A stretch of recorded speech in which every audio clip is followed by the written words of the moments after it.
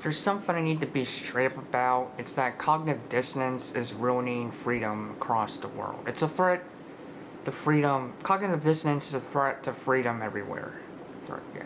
So, what is cognitive dissonance? Well, it's basically when your actions and your thoughts contradict the basic principle that you either abide by or just a basic principle that exists, period. Like, for example, let's say you're a stoner and you think pot should be legal because you don't think it's right for someone to limit what people put into their bodies or give them a hard time over it or take it away or take the people away and put them in a cage.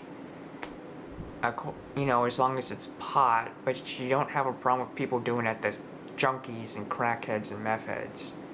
Like, you have a problem with people being thrown in a cage or forced rehabilitation for pot, but for weed, marijuana. But you don't have a problem for people being thrown in a cage for, crack, cocaine, meth, heroin. You don't have a problem with that. And that's cognitive dissonance because you see how people have a right to put you see how people have a right to put what they want into their body in terms of pot, but you don't see how people have a right to put what they want into their body, in terms of cocaine or crack or meth or heroin. That's cognitive dissonance. It's a disconnect. It's a dissonance. Cognitive mean mind, dissonance mean disconnect.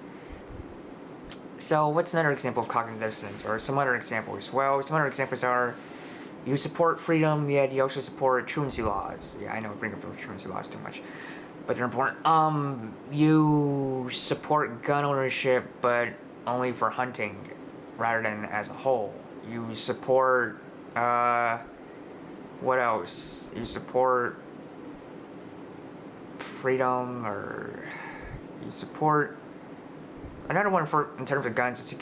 You're pro-gun, yet you support the police. And the reason why that's a cognitive dissonance example is because the police are largely anti-gun. I mean, they enforce the anti-gun laws. Yeah, I mean, police generally, well, at least in terms of the big overall, police don't like if you have guns because they have all this gun control they will enforce.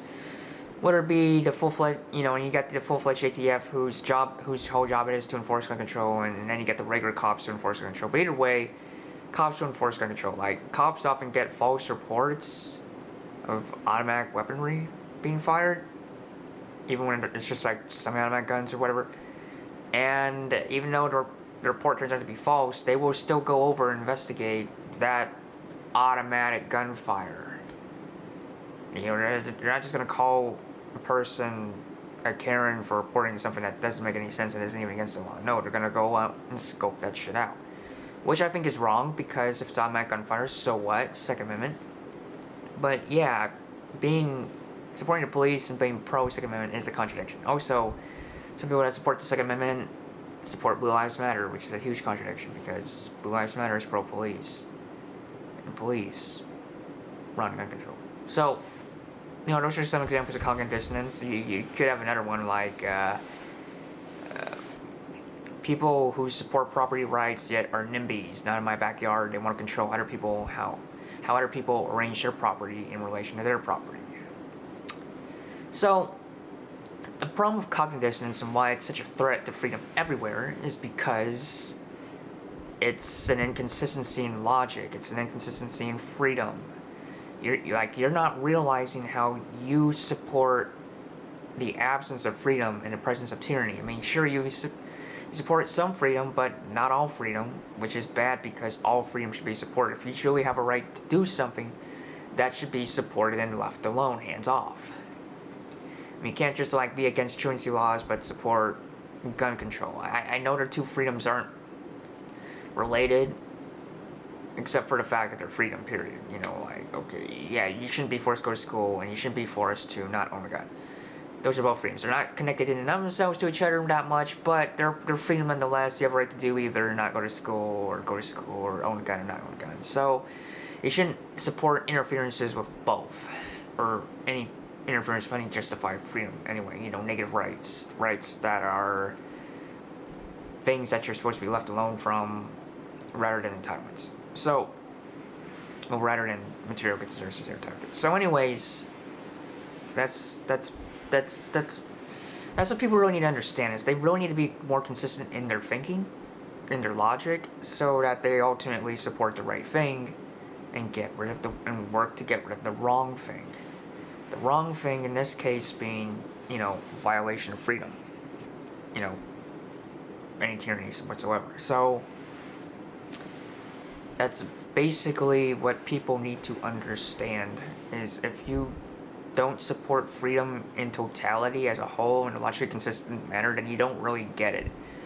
You don't really get the understanding of freedom, and you don't really get the freedom itself. Because, hey, you don't support logical consistency, so whenever it's violated, and you support that violation, you won't stand up against that, because, hey, you don't see how that's not freedom, so you don't fight it.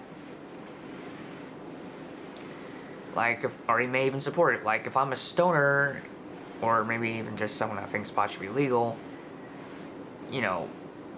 non-prohibited, but I support the other drugs being prohibited, and I have cognitive dissonance. I'm not going to rise up against the war on drugs as a whole if I think only pot should be legal. I mean, I've kind of gone over that before, but just as something that's a sub-subject in this video rather than a full-fledged video on it, I'll just go over it a little bit for relevancy. So yeah, a lot of people are still against legalization of anything other than pot. I mean, it's nice that people think pot should be legal now, but they still think the other shit should be illegal, so that's still bad. They still agree with the war on drugs, just as long as it's not pot. So that's dumb, obviously.